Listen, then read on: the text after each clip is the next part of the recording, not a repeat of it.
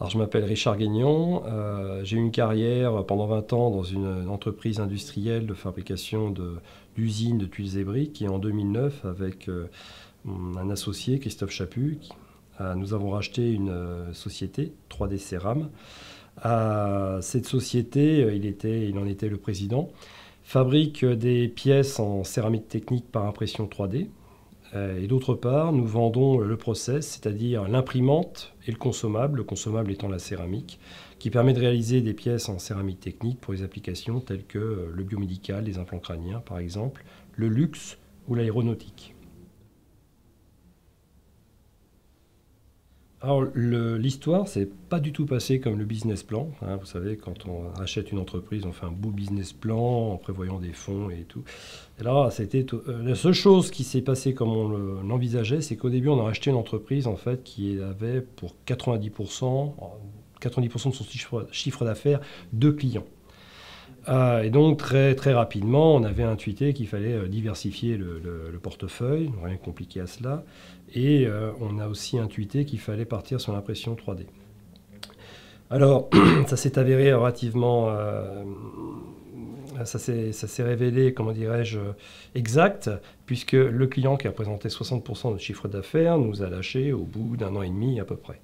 Donc vous perdez 60% de votre chiffre d'affaires, dans vos efforts de développement, vous voulez renégocier, vous en perdez un autre, donc voilà, vous avez un effondrement de 70% à 80% de vos chiffres d'affaires en un an.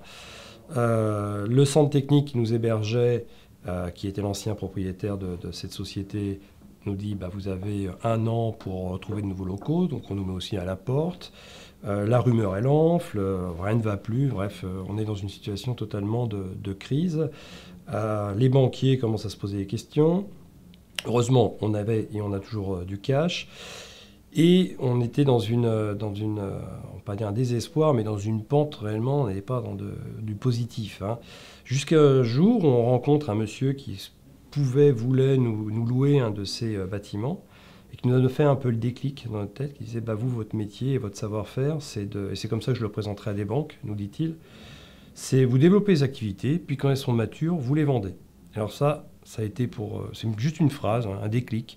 Et pour mon associé, ça a été la révélation. Et depuis, bah, effectivement, on a changé le métier de 3D Cérab. Donc on a été forcé de passer de céramique fabriquée par technologie traditionnelle à impression 3D. On a développé la fabrication de pièces par impression 3D. Et maintenant, on a décidé de vendre le process, c'est-à-dire l'imprimante plus le consommable, pour pouvoir développer ces activités et les vendre.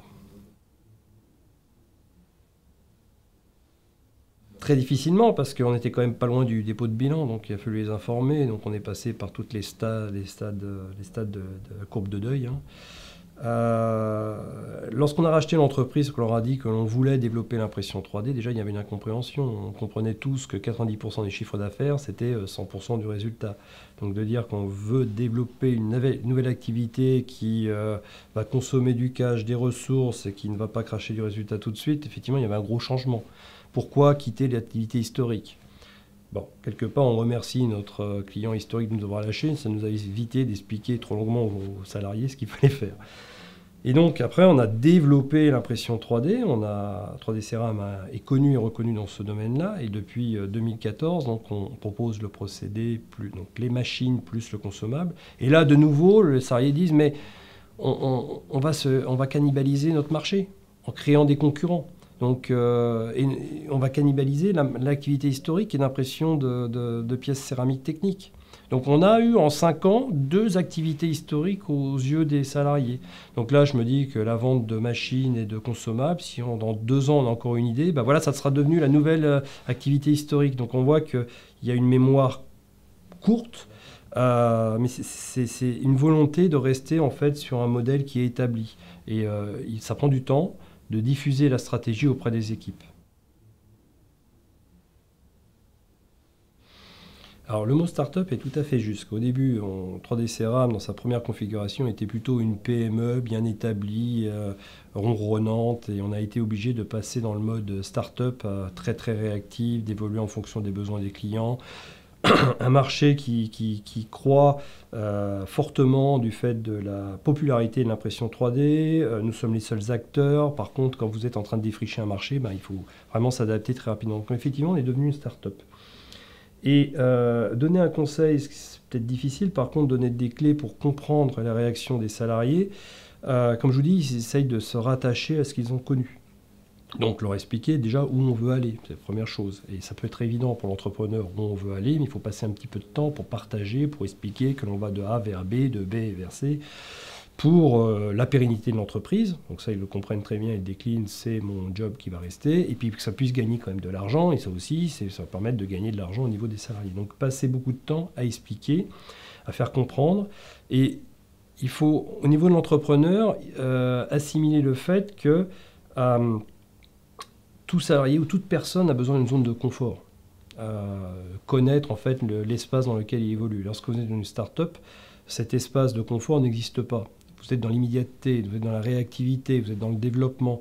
Donc il y a besoin d'une confiance envers le ou les leaders pour les suivre. Et puis pour suivre, il faut savoir où on va. On n'est pas dans un système de diktat. Donc si vous voulez que toutes les forces vives donnent le meilleur d'elles-mêmes, il vaut mieux qu'elles comprennent le projet. Voilà, donc seul conseil, ça serait effectivement de partager, d'essayer de convaincre, d'avoir des chiffres, parce que sinon vous êtes toujours confronté au c'était mieux avant. Vous avez une sorte d'élastique, de ressort qui essaye de vous ramener à une situation où vous, en tant qu'entrepreneur ou en tant que patron, vous voyez que le marché est en train d'évoluer, donc vous tirez dans l'autre sens, puis à un moment donné, vous avez le ressort, hop là, qui revient avec vous et c'est très agréable. En plus, dans le cas de 3D Ceram, la plupart des salariés provenaient d'un centre technique. Donc centre technique, un peu mentalité fonctionnaire. Là, la zone de confort était très très vaste. Donc vous imaginez un peu le choc pour eux, mais on a la chance d'avoir des personnels très très volontaires. En plus, on travaille dans des domaines très normés, le biomédical, l'aéronautique. Donc quand vous accumulez ces deux facteurs, plus ce que je vous explique sur la start-up, qu'il faut toujours être en mouvement, vous avez intérêt d'expliquer, de donner beaucoup d'énergie. Donc, il y a de l'énergie à donner, et ça, c'est la chance d'être à deux. Moi, je donne de l'énergie vers l'extérieur, vers les clients, et mon associé donne de l'énergie à l'intérieur pour que les forces vives puissent suivre le mouvement. Bien, merci beaucoup, Richard.